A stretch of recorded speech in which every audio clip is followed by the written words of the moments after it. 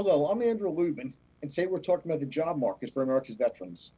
Today I'm interviewing Mr. Bill Golden, president of DefenseCareers.com, the largest clearinghouse where our vets can find, instead of finding a job, find a career opportunity. Bill, thanks for the time to talk with us today. I'm glad to be here. Let's talk about jobs and veterans. Good. Well, you're just back from a long trip where you were speaking on military bases in Japan, in Hawaii, and in Germany. Who were you speaking to, and how did the trip go? Well, when I went out to Hawaii, this was back during mid-February, we sponsored several events, an all-day seminar and a career event at the Haleakala resort, which is a military resort there in Honolulu. So we met with a wide variety of veterans from all of the different armed services, and we had a great turnout. We ran an all-day help desk where we sat down and we looked at the resumes, made comments, helped people redo the resumes and identify employers along the way. And then we went to Germany where we did a one-week series of seminars and career events in Stuttgart, Germany, Heidelberg, Germany, and Kaiserslautern, Ramstein in central Germany. And again, we met folks from all over all of the branches of the service. We even had people travel from other countries to come in there. And there in Stuttgart, there are quite a few Marines actually stationed there in Stuttgart at the J2. So again, career fairs, seminars, Germany, Hawaii, met tons of troops and Marines and airmen and sailors. You've got a lot of military-friendly groups appearing nowadays, all wanting to help veterans get a job. And the job market for veterans isn't good. But you've also got some very substantial older groups, such as the Travis Manion Foundation out of Doylestown, Pennsylvania. How do foundations like the Manion Group assist veterans finding jobs? You know, if I was Travis Manion, what I would do really is put together a web page devoted to jobs, let employers know that they could post their jobs there free of charge. But mostly I would create a newsletter, an electronic newsletter, where veterans could come in, sign up, and get jobs delivered to them either through RSS or through email. Okay. How does your company, DefenseCareers.com, how do they fit into finding veterans jobs? First off, as you said earlier, we are a clearinghouse, and we're a very large clearinghouse. On the defense industry side, we have approximately almost 13,000 jobs as of today. And on the commercial industry side, we have almost 100,000 jobs, maybe even a few more. When you go to our website, you can search the jobs. You can put your resume online. As of this morning, we have 717 recruiters across the USA looking for professionals of all kinds. We have newsletters online. We run more than 140 blogs that you can sign up. So if you're in software or we run a Special Forces, USA Special Forces Jobs.com. We run a MarineCorpsLife.com or USAMarineCorpsLife.com. We run an incredible number of blogs and information online that you should know about jobs and opportunities. So we like to think of ourselves as a clearinghouse, not only for jobs and for you to put your resume, but for information about industry. How does a veteran getting out find a job these days? What does he look for? He's good. Most of them coming out, they got multiple deployments. They're combat arms. And while they have tremendous courage, being an infantryman or being an artilleryman doesn't translate to a civilian occupation. How do you segue them over? The way you're going to segue is to step back. You want to look at finding your next job a lot like preparing to go on the battlefield. You want to identify what your objectives are. You want to identify what it takes to achieve those objectives, whether it's education, being in the right place at the right time. You know, are your skill sets needed in a given area? What do you bring to the game, which means do you understand what skills that you bring, which is really important. Many veterans really have just not thought about that, and they should. So you need to get your resume in order. The big thing is do not be in a rush. You should allow yourself from the time that you really are getting ready to find a job to the point where you hope to land a job. You really should allow yourself 4 to 6 weeks. because you've got to think about the marketplace and being in the right place at the right time. We cover many of these topics on our website, in blogs, in many different ways, and that's the important thing. Give yourself time and have a plan. Have an objective.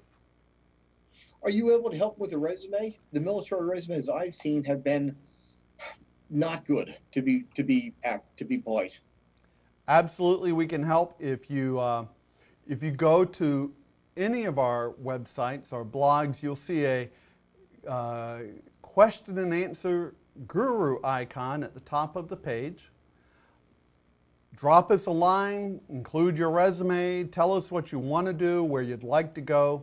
We'll be more than glad to review your resume. There's no charge. Nothing that we ever do costs a military member or former military member anything. We make our money from companies saying, hey, Bill, I need you to go find, and we need to meet these kinds of people, and we make that happen. We do have military-friendly employers on our website all the time, which includes Lockheed Martin. SAIC is looking for a huge number of military professionals at the moment. There are other military-friendly companies such as URS.com. They're a campus of facilities maintenance kind of company, and they look for people who understand how to run military bases, military facilities, government facilities. That's the business they're in. They have about 3,000 jobs across the USA and some overseas. So ask your question, look for the Q&A guru icon, say, hey, Bill, I'd like to go to here. Here's what I'd like to be doing. Here's the kind of money I'm looking for, and include your resume. We'll be glad to get back to you. No charge to you. What kind of jobs do you have, or do you have so many you can't quantify them?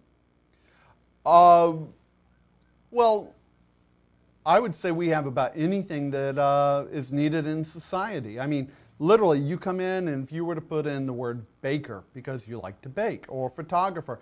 When I was out in Stuttgart a couple weeks ago, I had a young man at a seminar, because I like to talk about money too. You really need to think about what your market value is, and you can find that out on our website at any time. Just look for a green circular $sign that says your market value. Click that and it'll tell you what you're worth. But a young man I met said, you know, I really would like to go back to Nevada, and he was from a small town. He says, I'd like to be a photographer. And I warned him that Nevada is not a great place to go. Unemployment is high. Really outside of a few areas, there's not a lot of jobs. And he says, I really want to go back home. And I said, if you're going to do this, be aware of what you're worth. So we actually looked up his market value online. He wanted to be a photographer. His market value on a good day, and I believe he was going to Henderson, Nevada, was maybe $27,000, $29,000. And I said, if you can live with that, there are jobs for photographers in Henderson, Nevada. And he was willing to go with that. So you've got to match up money and desire by location and supply and demand. You can do all that on our website just by clicking some buttons. Do you see the job market improving? Anecdotal evidence seems to think that there's more jobs out there. Are you seeing that? There are more jobs out there. Jobs growth will be, I believe, stable but slow through all of 2012, with one major red flag warning. The summer beginning in late June through possibly October, I see jobs associated with the defense industry as slowing down, because we don't really know what funding for the Department of Defense is going to be. You know, you have two budgets, and I just went to a budget presentation last week, last Thursday, and we have, when the super committee failed to reach an agreement to cut our national debt and our spending to bring some things into balance, there are mandatory cuts which kick in October 2012. But really, the armed forces and all of the defense contractors will begin making cuts in late June, because even in a good year, that's when defense spending slows. So they're going to use that opportunity to kind of like slow earlier while they figure out where defense spending is going. And I don't really believe we're going to know where defense spending is going until after the election, possibly January or February of 2013. But in other parts of the economy, I would say things are growing. Things will continue to grow, not real fast, but they will grow at 1 to 2% per month, which is pretty good compared to the last 3 or 4 years. Okay. Is it difficult for a young man, woman coming out to find a job nowadays? Or is it more finding a job versus career? What's out there for these young people? Well, I want to encourage you to focus on career and not a job. That word job has some negative connotations. I know if you're looking to pay the bills, you're happy to find a job. But the negative connotations of I need to find a job is just that. I got bills to pay. I'm going to do whatever it takes. I'm going to take, whether you're taking shortcuts or you're making bad decisions, I would encourage you to go slow and to focus on finding a career. And by finding a career, I mean you need to say such things as, this is where I see myself in 2 to 3 years. What kinds of jobs will help me get to here? What kinds of education do I need to get me to here? What kinds of money do I need to be economically stable and to get me to here? Because that's real important. The U.S. economy will continue to be an up and down, probably all the way through about 2017, in my opinion. But things will slowly and gradually improve, and they are. They're just not going to be fast. As long as they stay up with population growth, you know, we will learn to adjust. So have a plan, an economic plan. The jobs will increase, especially in most economic sectors. Are the jobs out there, the careers out there, are they more age-oriented? You've got people coming out of the services in their early to mid-20s. Okay. You got your senior enlisted in your high 30s, low 40s, and then your general officer levels. Are they equally employable? They're not equally employable. So let's think about them as 3 different market segments. Now, in December, I believe the unemployment level for young military veterans had hit almost 31%. And that sounds really bad, and it is not good. But the unemployment level for those under the age of 26 is about 25 to 26% to begin with. So veterans are not at that much of a disadvantage. And young veterans can overcome that disadvantage by doing what the military taught them to do. Set an objective, come up with a plan, think about your weak points, figure out how you're going to compensate that through your strong points, and give yourself a time to achieve that objective and then execute it. Move out, stay focused, don't veer from your objective, and along the way improvise if you have to. A young military veteran has that going for them, whereas a civilian really hasn't learned how to coordinate their life quite as well. Now, the flip side is a young civilian of the same age is probably somewhat better connected to their local community and within their community. But I would tell you within about 6 months, a young veteran or someone of equal age that has not served in the military, you should be at the same place where you're going to be. Now, for young veterans, I have a warning. People your age make less money. You probably make more money in the military than other people of your age outside of the military, unless you have a college degree. So that kind of takes us up to the mid-level veterans, whether it's a staff sergeant and higher or almost any of the junior officers. If you have a degree, a 4-year degree is what I'm talking about, really good news. Even during the worst of times, during the Great Recession, most people with a 4-year degree, the unemployment level never broke 5%. Education matters. So if you don't have a degree, you need to think about getting a degree or finding an area where there are opportunities. And if you ask me about unions in a moment and apprenticeships, I would love to talk about some great opportunities to get a paycheck, learn a skill, and someone opens the doors for you if you're willing to do various things. For senior officers, really which are major and above, In some ways, you need to allow yourself up to 3 months to find a job, because many organizations or companies, first off, they're going to look at you as overqualified. And chances are you really have not figured out how you fit into industry.